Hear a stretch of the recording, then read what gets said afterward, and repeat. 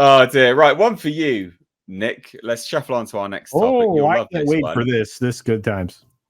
Disney is winding down Lucasfilm's The High Republic Publishing Initiative because it was so successful. I saw this the other day, but I haven't looked into it. I don't know what the details are. This should be interesting. Culture knows the details, so I'm going to hand it on over to him, and he can shuffle on with these details.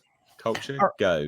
All right, there's substantial rumors going on right now that Disney is asking Lucasfilm to take their publishing division and shove it. Well, at least wind it down. So that's the rumor that's out there now, is that they are basically looking at let's get High Republic, and they want to get rid of all of the stoned titles that they've been putting out. So you're seeing this happening at a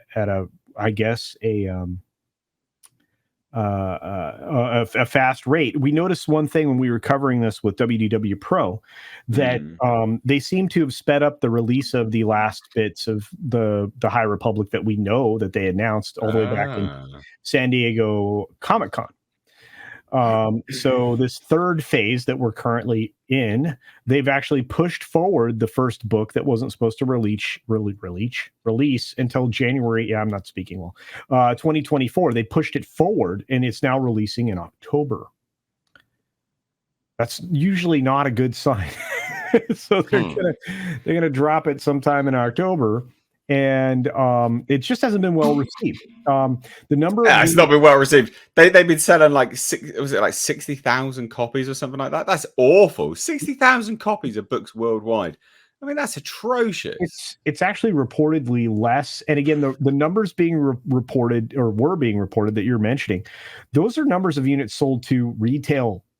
Oh, so it's not even the actual sold figures. That's just stock leaving Lucasfilm. Not onward stock. Yeah. So 100 and something thousand in the first book release, right? Which was by Soule, right? Charles Soule. Yeah. And then to now, when you have less than 60,000 going out to retailers. And again, if you walk into Rock didn't sell it, guys. If you walk into any bookseller, any physical location, Barnes and Noble, whatnot, you're going to see all of the new titles that are just sitting there, and all of the old Star Wars titles selling. But anyway, regardless, so the rumor is that this is indication that they're going to walk away from High Republic. So Project Lumos, which again I thought might be interesting. Way back, this was early on in my YouTube days. I did a video on it. I thought this could be amazing, and then the announcement came out, and it was going to be this garbage, SJW haircut special version of Star Wars, and that's what we got, and nobody wants it.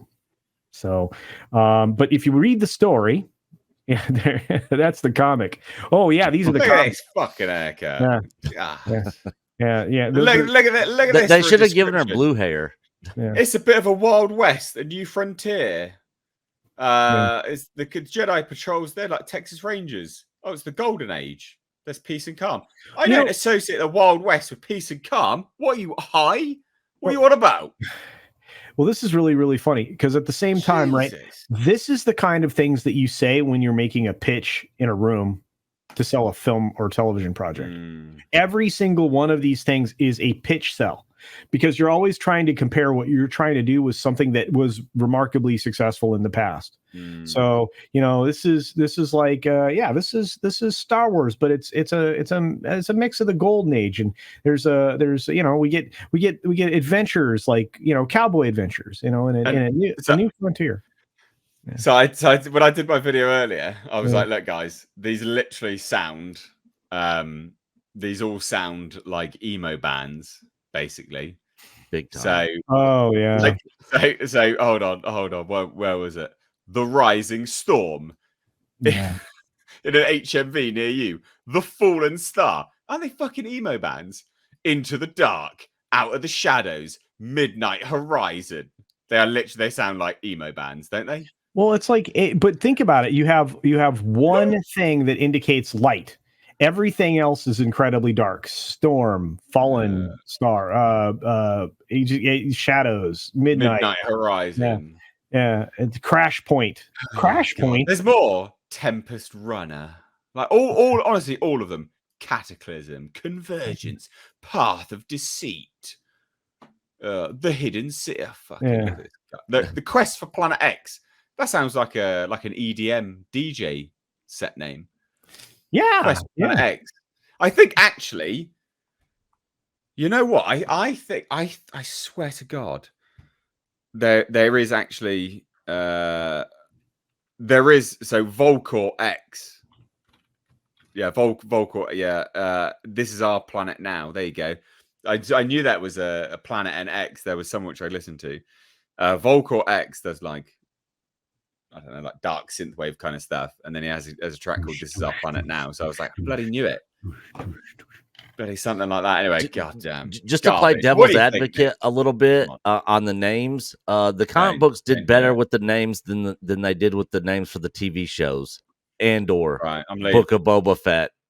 Oh, we lost him. He yeeted himself there. He was like, I don't care what you got to say. Shit. I'm out. You're promoting the High Republic. Yeah, what's wrong with you? Yeah, he's like, I don't want any part of that.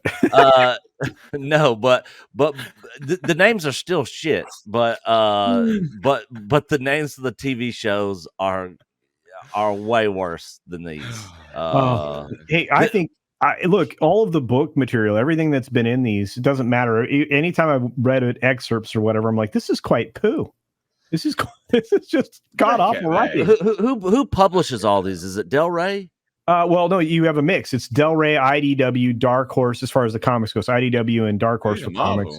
Yeah, you have a Marvel, and you have Del Rey, and you have one other in there. I think the Scholastic is involved in this in some way. So yeah, what's going on with these blasters, mate? Is he holding them? What's going on here? No, it's Neo. It's Neo. I'm going to stop all the blaster fire. What's this shit? And why do they look like they just came straight out of Lord of the Rings? Yeah, it's an elf. Yeah. Answer this question: is that a dude or a chick?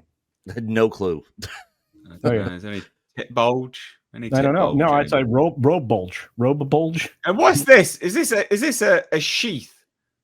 Yes. But that doesn't make any sense. You wouldn't have a what? Oh, yeah. For a second, I thought it was a woman because I thought that was some sort of female pleasuring device. Yeah, or a place to store plugging devices. Gotcha. Yeah. Oh, the thing is, this has been a long time coming. Bob Iger knows that Lucasfilm is making them no money. He's now at the point, and we've heard it in the rumors, and he's even talked about it himself, how they're going to be cutting back. They got to cut costs. They got to cut the spending. And this isn't doing good. When you have a deal with the I think it was Books A Million they had for these High Republic books for them to be on end caps, and they do so bad, but they can't. They have to keep them on end caps, and they pull them off the end caps and just set them on the floor and put something else on the end caps, but it's still at the end cap.